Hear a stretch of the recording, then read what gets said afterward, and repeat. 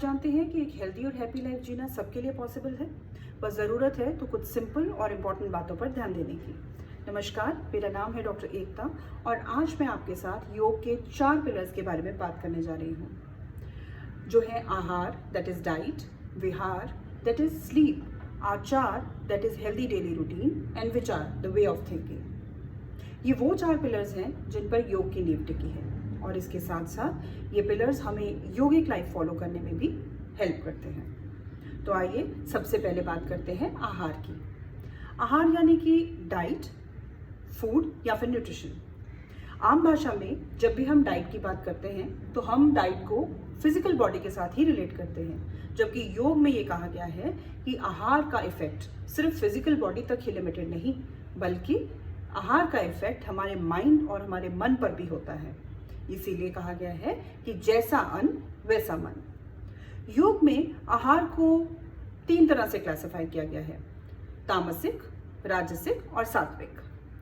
तामसिक खाना वो खाना जो बॉडी में लेथार्जी लाए या लेजीनेस लाए, जैसे कि जंक फूड्स, प्रोसेस फूड्स, ये सब इसी कैटेगरी में आते हैं। इसके बाद आता है राजसिक खाना, हाई कैलोरीड फूड या spicy food, hot and spicy food, ये सब राजसिक फूड हैं जो हमारी बॉडी का सर्कुलेशन बढ़ा देते हैं या बॉडी में रेस्टलेसनेस कॉज करते हैं। फिर आती है सात्विक फूड। सात्विक फूड वो खाना, वो वेजिटेरियन डाइट जो सही समय पर, सही मात्रा में और सही फ्रेम ऑफ माइंड के साथ खाई जाए, उसे हम कहते हैं sattvic food. Actually yoga has taken food to all new heights where all our queries have been answered, like what to eat, how much to eat, when to eat, with what frame of mind should we eat। और जब कभी quantity की बात की जाए तो योग कहता है मिताहार। मिताहार मीन्स ईटिंग इन मॉडरेशन। इसके साथ साथ योग में मौन रहकर भोजन करने की भी सलाह दी गई है, यानी कि टू मेंटेन साइलेंस एंड काम peaceful state of mind while having your food. तो ये तो हुई आहार की बात।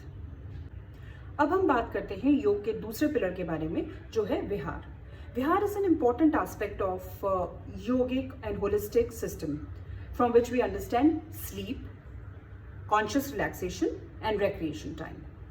आज के इस टाइम में हम स्लीप की वैल्यू को अंडर एस्टिमेट कर रहे हैं। हम अपने कामों को पूरा करने के लिए अपनी नींद को सेक्रीफाइस कर रहे हैं या नींद के साथ कॉम्प्रोमाइज कर रहे हैं, जो कि लॉन्ग रन में हार्मफुल साबित हो सकता है। जैसा कि हम सब जानते हैं कि अगर पूरा दिन काम करने के बाद प्रॉपर नींद न ली जाए तो उससे हमारी बॉडी की प्रोडक्टिविटी कम होती है, हमारी इम्यूनिटी कम होती है, बॉडी का वेयर एंड टेयर रिकवर नहीं होता। इसके साथ साथ हमारी डाइजेशन स्लो डाउन हो जाती है और हमारा मेटाबॉलिज्म भी स्लो डाउन हो जाता है और बॉडी पर धीरे धीरे फैट गेन होने लगता है। और अगर लंबे समय तक यही स्ट्रेस कंटिन्यू रहेगा तो हम कई तरह के लाइफस्टाइल डिसऑर्डर से घिर जाएंगे, जैसे कि ब्लड प्रेशर, डायबिटीज वगैरह वगैरह। So it is very very important to focus on a good night's sleep। इसके बाद बात करते हैं कॉन्शियस रिलैक्सेशन की। दिन का कोई भी ऐसा समय जब आप फिजिकली या मेंटली तनाव फील करें या आपको लगे कि आप बहुत टायर्ड फील कर रहे हैं, लो इन एनर्जी फील कर रहे हैं, उस समय कॉन्शियस रिलैक्सेशन बहुत मदद करता है।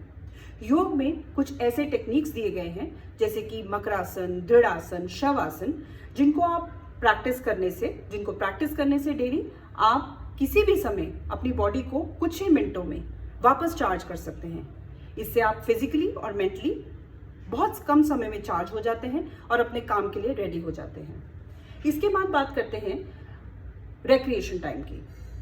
योग में रिक्रिएशन टाइम को भी बहुत इंपॉर्टेंस दी गई है। Recreation time is the me time.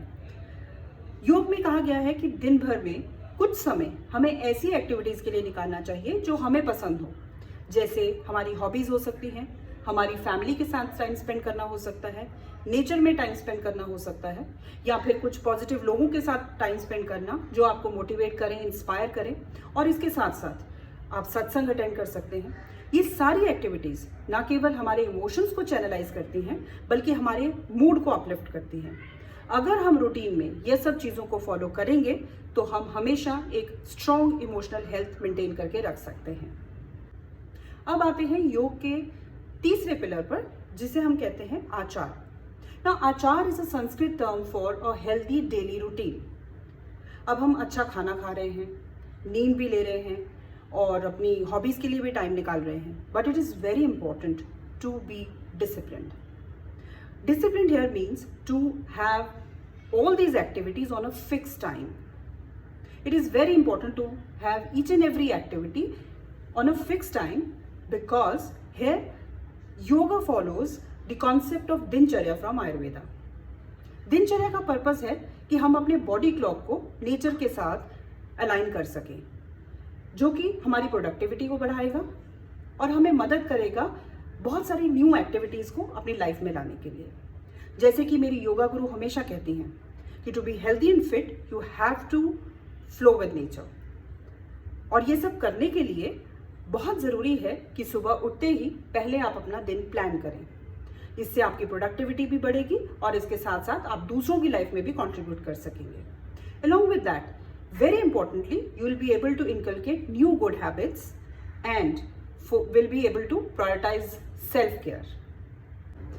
अब हम आते हैं योग के चौथे और लास्ट पिलर पर, जो कि है विचार, the way of thinking.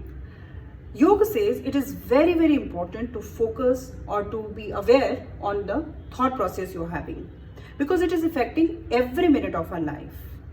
Our destiny is also formed the way we think. योग में कहा गया है मना मनुष्य नाम कारणम बंध्य मोक्षो, that human mind is responsible for both pain and sorrows in life as well as freedom from pain and sorrows in life. So it is very important to channelize your mind. हमारे thought process की अपनी एक power होती है और अगर हम उसे राइट डायरेक्शन में चैनलाइज करना सीख लें तो हम लाइफ में कुछ भी अचीव कर सकते हैं. इसके साथ साथ ये बहुत ज़रूरी हो जाता है कि हर सिचुएशन में हम पॉजिटिव सोचें और पॉजिटिव रहें. आई होप ये इन्फॉर्मेशन आपको अपनी लाइफ में बहुत सी चीज़ों में हेल्प करेगी and I will come back to you with some more nice information regarding yoga, Ayurveda next time. Till then, in case if you have certain questions, you can ask me and you can put your comments in the comment box below and I'll try to get back to you as soon as possible. धन्यवाद.